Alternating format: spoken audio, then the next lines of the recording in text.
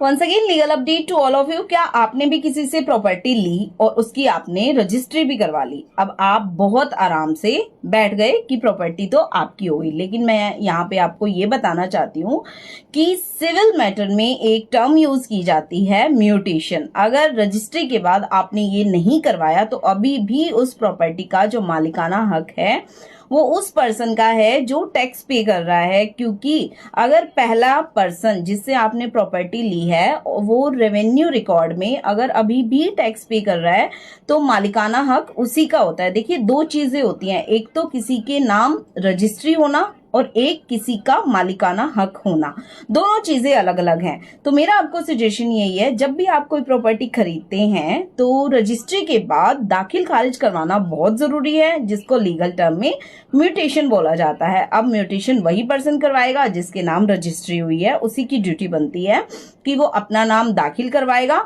और पहले वाले ओनर का जो नाम है वो निकलवाएगा। और मैं आपको बता दूं कि जो प्रॉपर्टी होता है उसका जो टैक्स होता है वो ज्यादा नहीं होता है, तो टैक्स से बचने के लिए कहीं आप सिर्फ रजिस्ट्री के बाद अगर सो जाते हो, आपको कोई मतलब नहीं है, तो अभी भी उस प्रॉपर्टी का जो मालिक है वो वही ओनर होगा। तो म्यूटेशन करवाना बहुत जरूरी है।